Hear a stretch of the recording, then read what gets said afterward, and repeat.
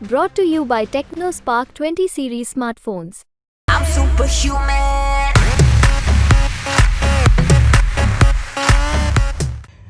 भारत ने पहले म्यांमार में चीन को पटका, फिर फिलीपींस में पटका और अब भारत ने चीन को पटकने की जगह चुनी है श्रीलंका। जी हां, वही श्रीलंका जिसको बचाने के लिए भारत ने दिन दोगुना रात चौगुना मेहनत की।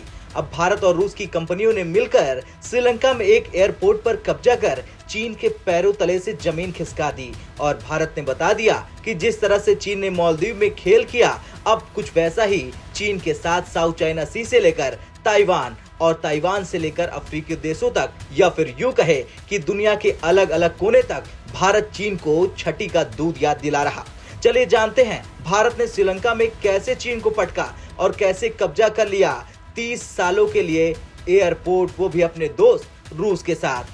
दरअसल चीन के खिलाफ ये फैसला श्रीलंका की सरकार ने लिया और भारत रूस की कंपनियों ने मिलकर इस एयरपोर्ट पर कब्जा कर लिया, वो भी 30 सालों के लिए। भारत के हाथ लगा ये एयरपोर्ट श्रीलंका के तटीय क्षेत्र से सटा हुआ है और ये हम्बनटोटा शहर के पास है। इस हवाई अड्डे का नाम मटाला राजपक्षे एयरपोर्ट है। श्रीलंका सरकार के प्रवक्ता और मंत्री बंडुला गनवाडेना ने कहा कि कैबिनेट की बैठक में इस प्रोजेक्ट के लिए रुचि पत्र मंगवाने को मंजूरी दे दी गई थी, जिसके बाद कैबिनेट की सलाहकार समिति ने भारत की शोर एरोनॉटिक्स प्राइवेट लिमिटेड और रूस की airports of regions management company को 30 सालों के लिए मटाला राजपक्षे अंतर्राष्ट्रीय हवाई अड्डे के प्रबंधन का जिम्मा सौंप दिया। वैसे ये भारत के लिए बड़ी सफलता है क्योंकि ये एयरपोर्ट हम्बनटोटा बंदरगाह के पास है, जिसे श्रीलंका ने 99 सालों के लिए चीन को लीज पर दे रखा है। सबसे बड़ी बात यह है कि चीन के कर से निपटने के लिए श्रीलंका ने भारत को ये एयरपोर्ट दिया है लीज पर और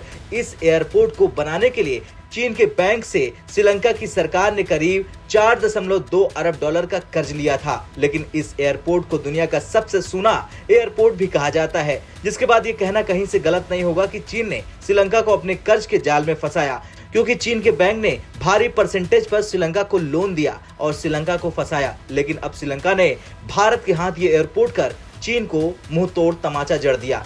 अब भारत के फायदे की बात कर लेते हैं। दरअसल इस एयरपोर्ट को खरीदने के बाद जो सबसे बड़ा फायदा भारत को होगा वो ये होगा कि अब हम्बनटोटा बंदरगाह के पास चीन के जो भी जासूसी जहाज आया करते थे, अब उस पर भारत लगाम कसेगा और सबसे बड़ी बात यह है कि अब भारत उन पर निगरानी भी रख सकता है।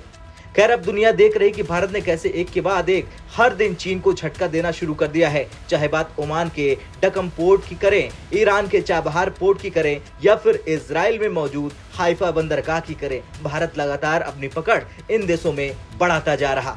और भारत जिस तरह से दुनिया भर में बंदरगाह और एयरपोर्ट खरीद रहा, उसे लेकर आपका क्या कुछ कहना कमेंट कर जरूर बताएं। ब्यूरो रिपोर्ट, भारत तक।